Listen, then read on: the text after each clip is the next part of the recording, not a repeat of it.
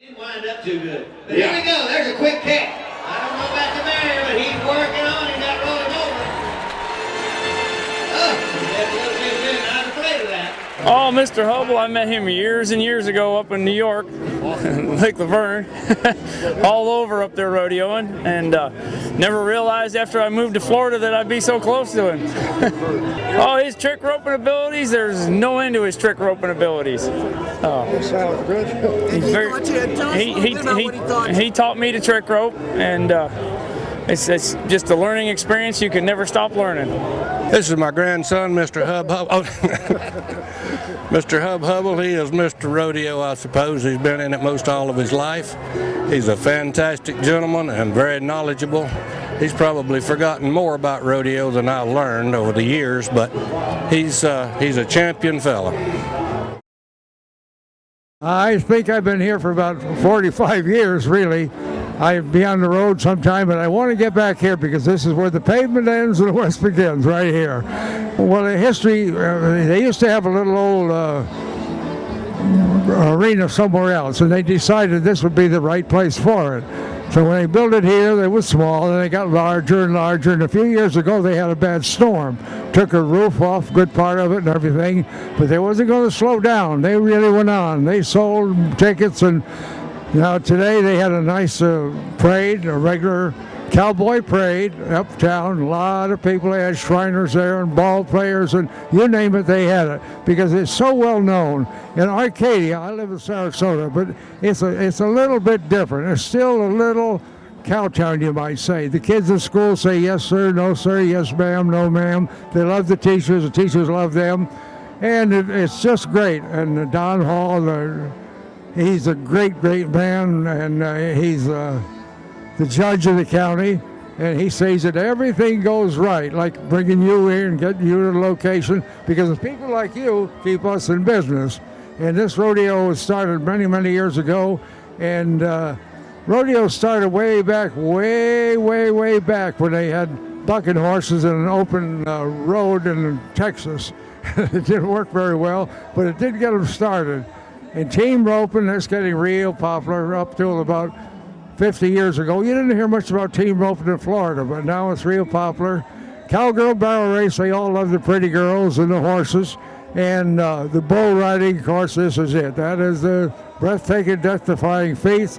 About a month ago, a young lady lost her life up around Branson, Florida, and died at the operating table. Walked from the time the bull got her down, stepped on her, got to the ambulance, and then in the hospital she died. And we all pray for her and her family, and there's a lot of praying done here, believe me. They have church services, sometimes just behind the building, but they have it. They really have it, and it makes me feel so good because it's part of a way of life. I had a 8th grade education, but I came along pretty well. I did PR work for the national finals. Now it's Madison Square Garden 5 different times, and I've been on to Tell the Truth 3 different times. And that's many years ago. Had a movie that made in Montana. I better shut up. You think I'm bragging, but these are things that have happened. Well, yeah, you got to have the right equipment first of all. Now these guys have got ropes now. When this started many, many years ago, about $4.50 to $5, you get a rope. Now it's about $32. They're different ropes, but it isn't the rope; it's the way you handle them. And some of them go to roping schools. They go to bronc riding schools, bull riding schools. And they learn the proper way. They learn about the rules, the regulations. You're not going to win them all. And it is something else. And now high school rodeos, intercollegiate rodeos, and then, of course, the national final rodeo. And this afternoon, and yesterday afternoon, they have several of the cowboys that went to the national final rodeos for 2 or 3 years. So that's the cream of the crop. That is the greatest. And this is a great little town. I was coming back out of Sarasota. It's a nice trip to see the cattle out there. Some are laying down in the sun. Some are going to eat. The grass is growing. And it's so relaxing. I said, gee whiz, I hope they never put up big skyscrapers. It's relaxing to watch these cattle. Well, for a while, I slowed down a little bit. The guy blew the horn. I guess, oh, man, what the heck you looking at? I was looking at those cattle. It was Life O'Reilly. In 1939, they had a Hoot Gibson. He was an old-time movie star. You was probably your grandfather would remember him. And it was in Waverly, New York. They had a rodeo there, and every year, 4th of July would have a rodeo. Colonel Jim Eskew out of Texas brought it into New York, and they gave him the land if he would have a rodeo for a week.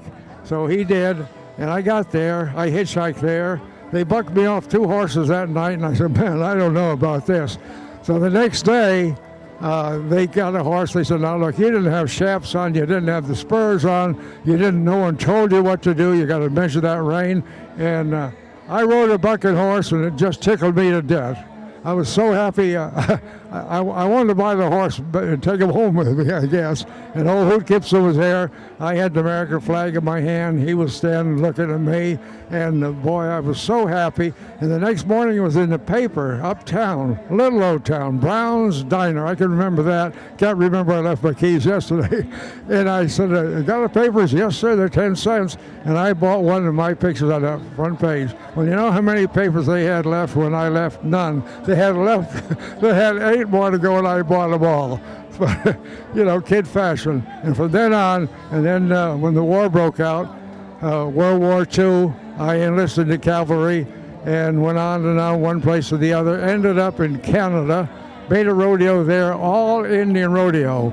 It was announced in Indian and English, and I just did quite well there, made a lot of friends, but it's always good to be right here where what I usually say, where the pavement ends, west begins, right here in Arcadia.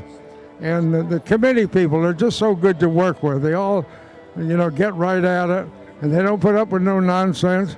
They always open up with a nice prayer. The preacher been here for years and years and years, and Don Hall does a great job.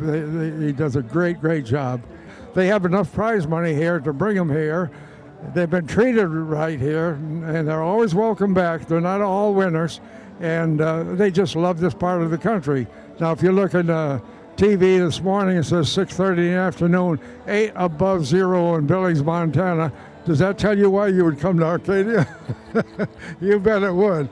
And Don Hall been great to us, just a fine guy. And he's got some hard-working committeemen. They know what to do, where to be. They're there. The parade this morning was great. They have Shriners and the kids and the Elks and the Boy Scouts and Girl Scouts. They have it all. And the guy's making fun of me over there, the sheriff posse. I guess he thinks, well, give an old announcer a microphone, he'll never know when to shut up. I don't tell everybody this. I was born in Connecticut, a little old town, small town, and here about 3 months ago, a lady said, Hub, I read about you on the Western Horseman here and there and so forth, and the different newspapers, the local paper and TV, and said, can you tell me a little bit about yourself? So I started telling her, says, you know what I'm going to do? I'm going to write a book about you.